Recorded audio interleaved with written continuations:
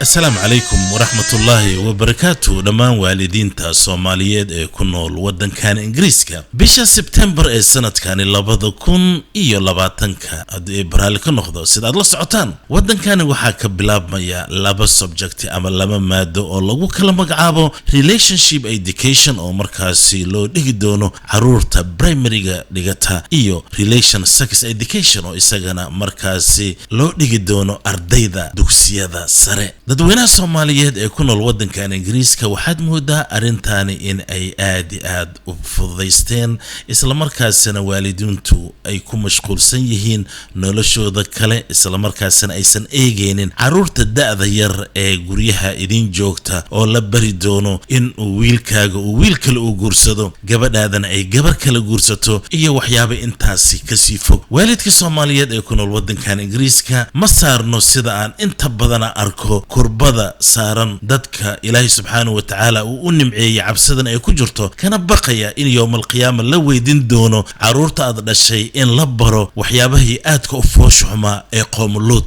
dugsiyada sare iyo kuba hoose ee wadankan waa qasab laga bilaabo bisha September isla markaasina waalidka awood uma laha inay caruurta markaas ay ka saartaan maadada ay markaasi ay dhiganayaan maxaa kula gudboon waa su'aasha halkaasi taala isla markaasina la doonayo in waalid waliba uu si gaar u eego ha eeganin guriga quruxda badan ee aad degan tahay lacagta benefit-ka aad qaadanayso shaqada yar ee hadsato aad markaas lacagta aad ku qaadanayso la socodse in guriga aysan wax ku oolin marka aad dib ugu soo laabato gurigaaga aad shaqada ka soo laabato in caruurtaada ay ka sheekaysan doonaan in uu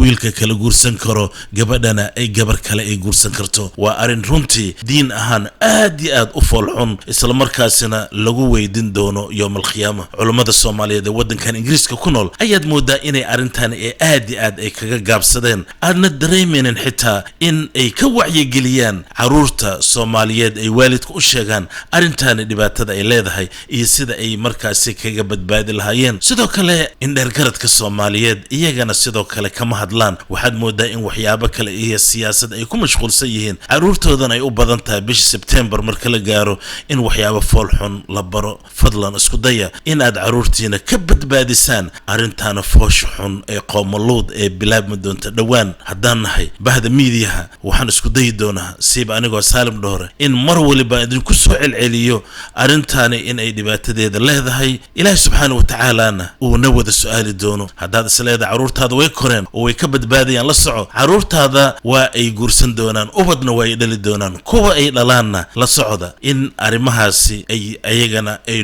ku yeelan doonaan niman Kristiyaana ayaa xilli hore waxa la weydiiyay maxaa keenay in dad muslimiin oo tiro badan aad qaxootinimo aad u qaadataan isla markaasna aad benefit siisaan aad guriga siisaan markaas waxay yiraahdeen anaga uma baahni dadka waaweyn ee imaanaya laakiin se waxaan ku xisaabtamaynaa kontanka sano ee soo socda caruurta iyaga ay dhalaan in aan ayagana aan baadiyeen doono Ilaahay subhanahu wa ta'ala ayaa wax baadiyeeya Ilaahay hanaga qabto sharta ay dadkani wadaan culimadeena ha ku soo jeestaan in ay arintan ay ka hadlaan ayna bulshada ay wacyigeliyaan una sheegaan dhibaatada ay leedahay relation education-ka iyo relation sex education-ka ee bilaabmi doona bisha September ee sanadkani 2020 waa Saalim Dhoore oo idin leh war caruurta hala badbaadiyo